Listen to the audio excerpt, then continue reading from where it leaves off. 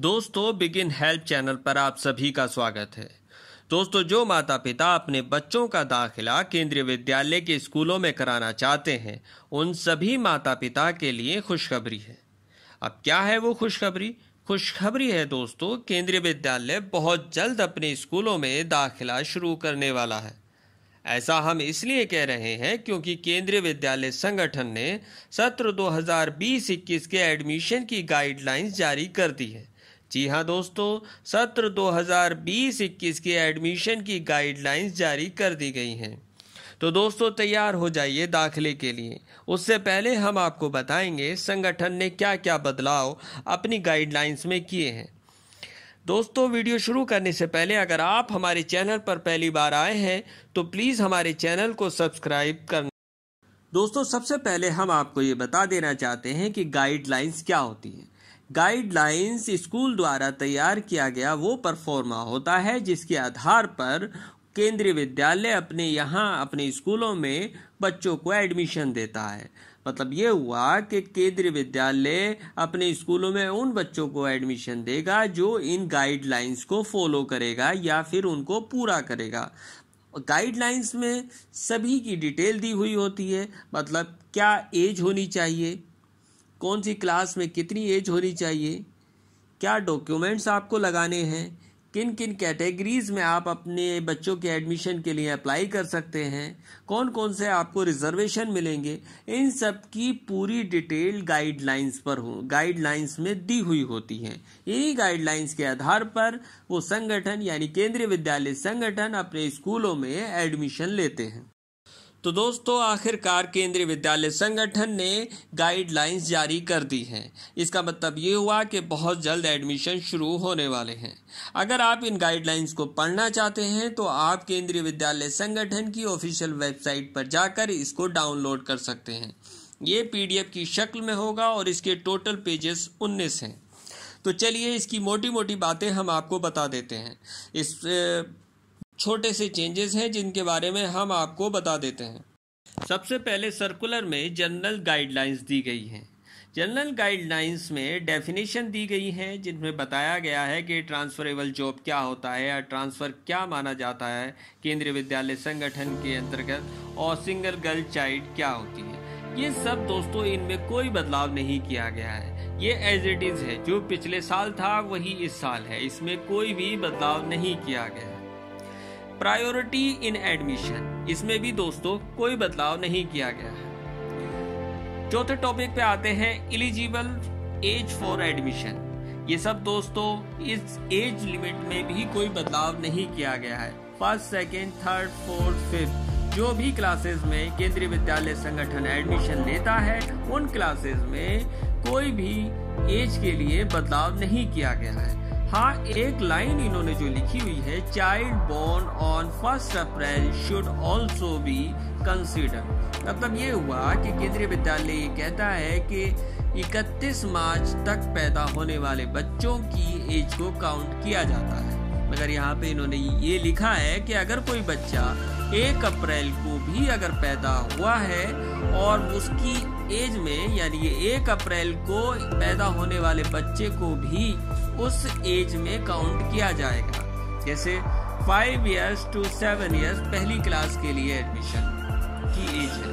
तो दोस्तों, इसमें अगर कोई बच्चा 31 मार्च की जगह 1 अप्रैल को पैदा हुआ है तो उसका भी एडमिशन हो जाएगा। यहाँ तक केंद्रीय विद्यालय संगठन ने कोई बदलाव अपने दिशा निर्देशों में नहीं किए हैं। मगर जो मेजर बदलाव किया गया है वो रिजर्वेशन में किया गया है। क्या बदलाव किया गया है? पिछले साल तक SC कैटेगरी को 15% का रिजर्वेशन दिया जाता था और वहीं ST कैटेगरी को 7.5% का रिजर्वेशन दिया जाता। एक नई कास्ट को जो इसमें जोड़ा गया है वो है अदर बैकवर्ड कास्ट। यानी खुशखबरी है उन लोगों के लिए जो OBC कैटेगरी में आते हैं। OBC में जो रिजर्वेशन दिया जाएगा वो नॉन क्रीमी लेयर वाले को दिया जाएगा। यानी जिनका certificate OBC certificate non creamy layer वाला होगा, उन सभी पेरेंट्स के लिए ये खुशखबरी है कि उनके बच्चों को इस साल से सत्र 2020-21 में 27% का रिजर्वेशन दिया जाएगा। इसके बाद 3% का रिजर्वेशन विकलांग छात्रों को दिया जाता है। केंद्रीय विद्यालय संगठन पिछले साल तक 3% का रिजर्वेशन देता आया है। वही 3% का रिजर्वेशन जो विकलांग छात्रों को मिलता है वो इस साल भी उनको मिलेगा, उसमें कोई बदलाव नहीं किया गया है। अब बात करते हैं स्पेशल प्रोविजन की। स्पेशल प्रोविजन में केंद्रीय विद्यालय संगठन ने बताया है कि वो किस तरीके से श्रेणियों में छात्रों को किस तरीके से श्रेणियों में बांटेगा और उनको उन्हीं श्रेणियों के आधार पर, क्योंकि केंद्रीय विद्यालय संगठन श्रेणी के आधार पर उनको वरीयता देता है, किसको पहली वरीयता दी जाएगी, किसको दूसरी वरीयता दी जाएगी, ये उसने स्पेशल प्रोविजन में बताया है। चलिए थोड़ा हम बता देते हैं आपको। जो पहली वरीयता केंद्रीय विद्यालय रखता है वो केंद्रीय सरकार के अंतर्गत नौकरी करने वाले कर्मचारियों के बच्चों की होती है, और दूसरी सेकंड नंबर उसी में पहली वरीयता में का सेकंड नंबर होता है पूर्व सैनिक के बच्चे, ये पहली वरीयता में आते हैं।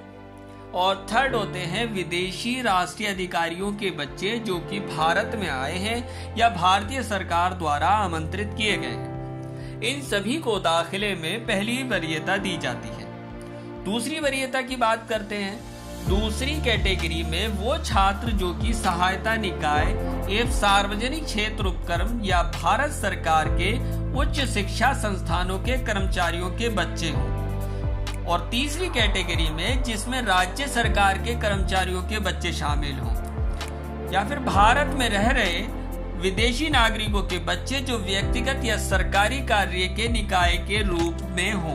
तो ये इन सभी को केंद्रीय विद्यालय संगठन ने अलग अलग कैटेगरीज में बांटा है, और इन कैटेगरीज के हिसाब से ही केंद्रीय विद्यालय संगठन अपने यहाँ पे बच्चों का एडमिशन लेता है। अब बात करते हैं गाइडलाइन के पार्ट नंबर सी की, प्रोसीजर फॉर एडमिशन। इसमें प्रोसीजर ऑफ एडमिशन में सबसे पहले आपको रजिस्ट्रेशन कराना होता है। पिछले साल भी एडमिशन का वही तरीका था और इस साल भी वही तरीका है, यानी सबसे पहले आपको रजिस्ट्रेशन कराना होगा।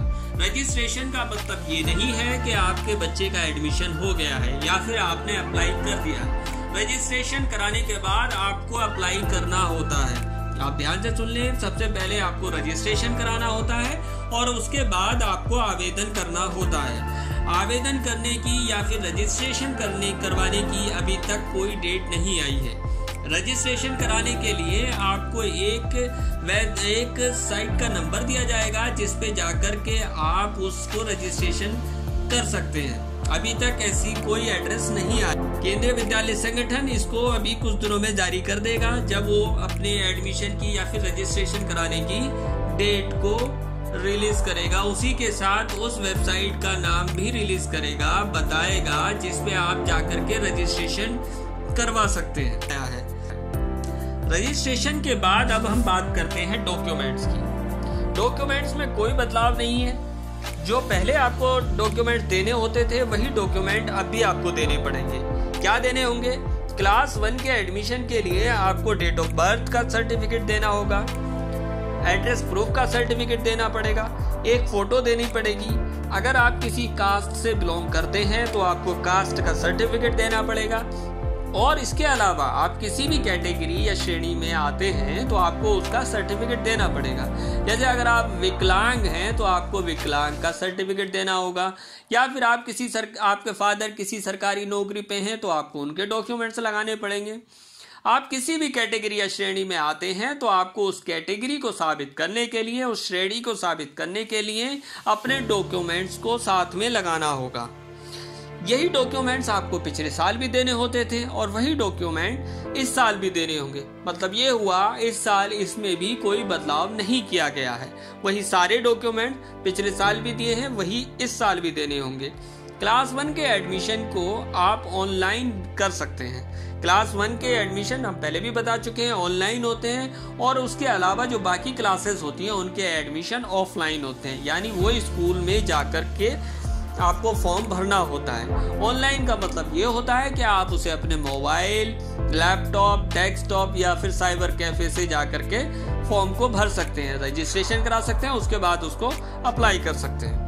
नेक्स्ट पॉइंट है method of admission in class 1। हम पहले भी बता चुके हैं क्लास 1 में जो एडमिशन होते हैं वो ऑनलाइन होते हैं। हमने इसके लिए एक प्रॉपर वीडियो भी बना रखी है जो आप डिस्क्रिप्शन में जा करके देख सकते हैं, उसका लिंक दिया हुआ है, आप वहां से उस वीडियो को देख सकते हैं। फिर भी हम बता देते हैं कि इस साल नई कैटेगरी जोड़ी गई है ओबीसी, आपको उसमें 27% का रिजर्वेशन मिलेगा, यानी जो भी छात्र ओबीसी में आते हैं उनको 27% का रिजर्वेशन मिलेगा। डॉक्यूमेंट्स हम पहले ही बता चुके हैं जो उसके साथ में लगाए जाएंगे।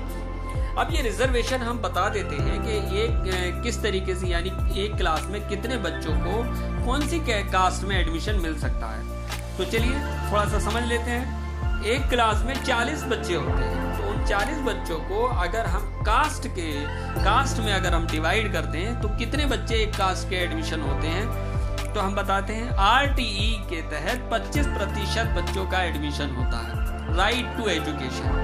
25 बच्चों के हिसाब से एक क्लास में 40 बच्चे होते हैं, तो उसी हिसाब से हम ये बता रहे हैं आपको। तो आरटीई में 25% के हिसाब से 10 बच्चे होते हैं, यानी आरटीई के 10 बच्चों का एडमिशन एक क्लास में होगा।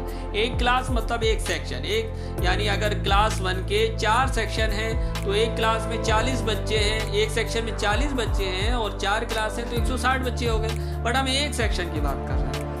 एससी कैटेगरी में 15% का रिजर्वेशन मिलता है, तो उस हिसाब से 6 सीटें होती हैं, और एसटी कैटेगरी में 7.5% का रिजर्वेशन मिलता है, तो उस हिसाब से 3 सीटें होती हैं। और जो इस साल नई कैटेगरी जोड़ी गई है ओबीसी, उसमें 27% का रिजर्वेशन मिलेगा, जिसके हिसाब से 11 सीटें बनती हैं, जो सबसे ज्यादा है। इसके अलावा आगे जो सर्कुलर में दिया है, गाइडलाइन में दिया हुआ है, सिंगल चाइल्ड को डिफाइन किया गया है, जो हम जिसके लिए भी हम वीडियो बना चुके हैं, आप डिस्क्रिप्शन में जाके देख सकते हैं। इसके अलावा केंद्रीय विद्यालय संगठन ने बताया है कि वो फॉर्म भरने के बाद, रजिस्ट्रेशन कराने के बाद, आवेदन आने के बाद लॉट को कैसे करेंगे, यानी ड्रॉ कैसे निकालेंगे, उसके लिए उन्होंने पूरा डिटेल से इसमें बताया हुआ है। हम आगे उसमें वीडियो बनाएंगे आपको इसको।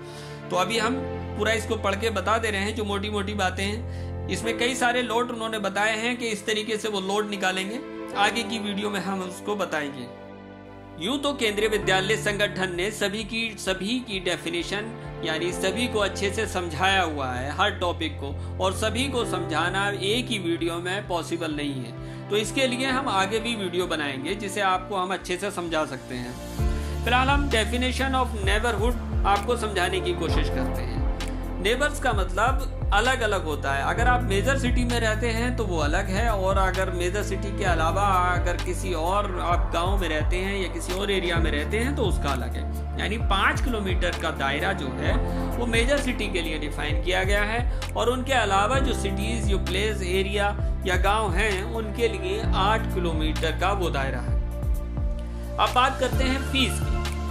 केंद्रीय विद्यालय संगठन ने इस साल भी फीस में कोई बदलाव नहीं किया गया, यानी वही रूल्स फॉलो किए जाएंगे जो पिछले साल तक किए जा रहे थे। इस साल भी सेम उसी तरीके से फीस होगी जो पिछले साल तक थी, उसमें कोई बदलाव नहीं किया गया है। इसके अलावा सर्कुलर में आगे सभी बड़ी क्लासेस के एडमिशन के बारे में बताया गया है, उनका प्रोसेस बताया गया है, मेथड बताया गया है कि किस तरीके से उनका एडमिशन होगा। क्लास 9 में क्लास 2 से लेके 8 तक तो सीधे एडमिशन होते हैं, यानी जो भी ड्रॉ होता है उसके अकॉर्डिंग होते हैं, या फिर सीटें खाली होती हैं उनके अकॉर्डिंग होता है। एक क्लास 1 का जो एडमिशन होता है, सिर्फ उसमें सारी सीटें क्योंकि खाली होती हैं तो वो ड्रॉ के आधार पे होता है। सेकेंड क्लास से लेके 8 क्लास तक के एडमिशन जो होते हैं वो सीटें खाली होने के बाद होते हैं, यानी अगर किसी स्कूल में सीटें खाली हैं तो तभी उनके एडमिशन लिए जाएंगे। अगर सीटें खाली नहीं होती हैं तो उन क्लासेस में एडमिशन नहीं हुआ करते। क्लास 9 में पहले भी उनका एंट्रेंस टेस्ट होता था, इस साल भी एंट्रेंस टेस्ट होगा। क्लास 11 में 10th का रिजल्ट आने के बाद, और उसी तरीके से क्लास 12 में 11 का रिजल्ट आने के बाद उनके एडमिशन होंगे।